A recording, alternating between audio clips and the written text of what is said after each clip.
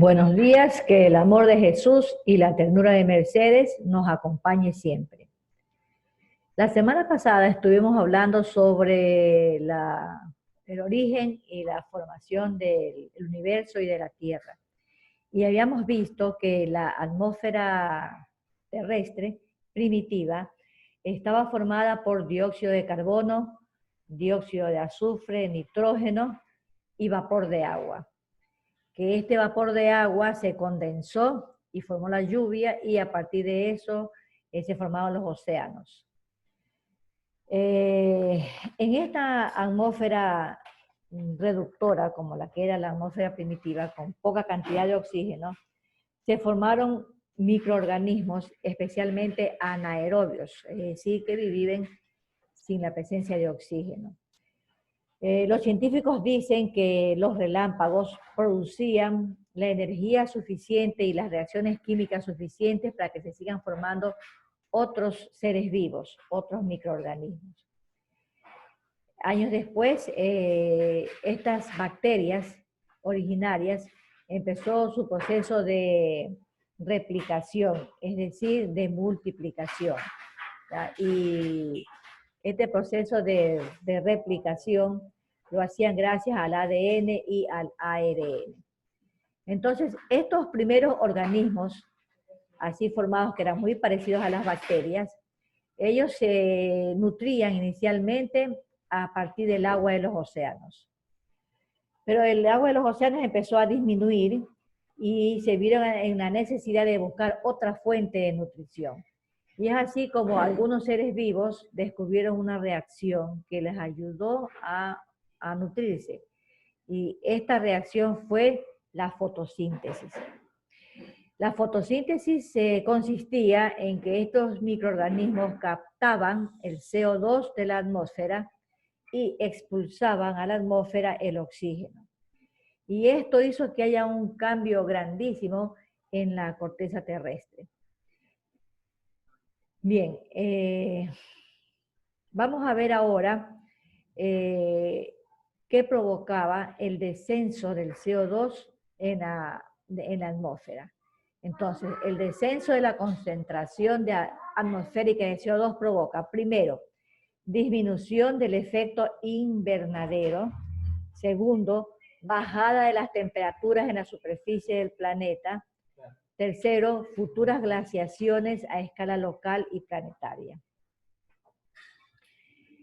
Entonces, al contrario del descenso del CO2 en aquella época, hubo un aumento en la cantidad de oxígeno en la atmósfera. ¿Y qué es lo que produce el incremento del oxígeno en la atmósfera? Primero, cambio de la química planetaria, reacciones de oxidación. Segundo, extinción de los organismos anaerobios o regresión a hábitats marginales. Tercero, posibilidad de metabolismos aerobios más rentables energéticamente y con ellos la posibilidad del paso a la pluricelularidad. En la atmósfera primitiva, como era escasa la cantidad de oxígeno, habían organismos anaerobios, es decir, que vivían con poco oxígeno. Ahora que aumentó ya con la fotosíntesis la cantidad de oxígeno, incrementó los organismos aeróbicos, es decir, aquellos que viven con oxígeno. Y cuarto, la cantidad aumentada de oxígeno en la atmósfera provocó la formación de la capa de ozono y la protección de la superficie terrestre de los rayos ultravioleta.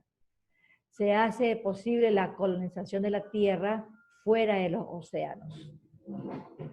Muy bien, entonces, para terminar esta parte del tema, si nosotros observamos la atmósfera actualmente, la atmósfera de nuestros planetas vecinos, como es Venus y Marte, vemos que ellos tienen una atmósfera rica en dióxido de carbono, CO2, en dióxido de azufre, en nitrógeno, ya y pobre en oxígeno, a diferencia, o sea, esta atmósfera era muy parecida a la atmósfera primitiva en la Tierra.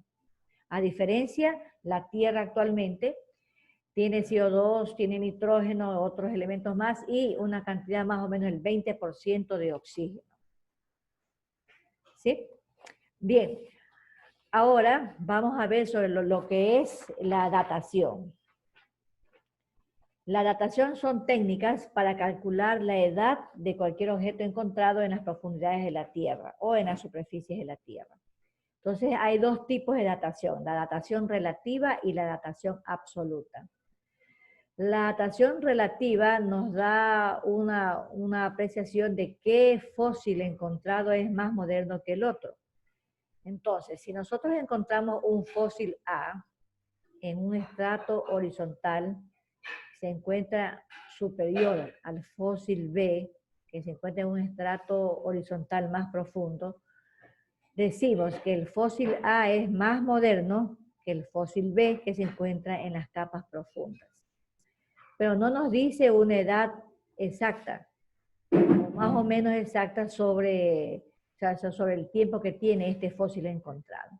Entonces ahí tenemos el otro tipo, que es la datación absoluta, que utiliza métodos de radiocronología técnica del carbono 14. ¿Sí? Entonces, ¿qué es esta técnica del carbono 14? Esta técnica determina la edad de las sustancias orgánicas por radiocronología, ya usando el carbono 14. El carbono 14 es un isótopo radioactivo que se encuentra en las capas más altas de la atmósfera, ¿ya? Y que es incorporado al interior de los organismos vivos durante todo el tiempo de vida de estos organismos vivos aquí en la Tierra. Este carbono 14, con los años, se va desintegrando en los organismos y se convierte en carbono 12. Entonces, a partir de la muerte de este organismo vivo, la cantidad de carbono 14 empieza a disminuir, porque ya no es incorporado más carbono 14 a ese cuerpo que ha muerto. ¿Sí? Y este carbono 14 que ya estaba en el cuerpo de este organismo, se va desintegrando poco a poco y convirtiéndose en carbono 12. Entonces, de la relación que hay entre la cantidad de carbono 14 y carbono 12, se determina la edad que tiene esa materia orgánica que hemos encontrado. Entonces, esos son los dos métodos para saber la edad cronológica de un objeto encontrado en las profundidades de la Tierra. Bien, señoritas, muchas gracias. Es un gusto estar con ustedes. Buenos días.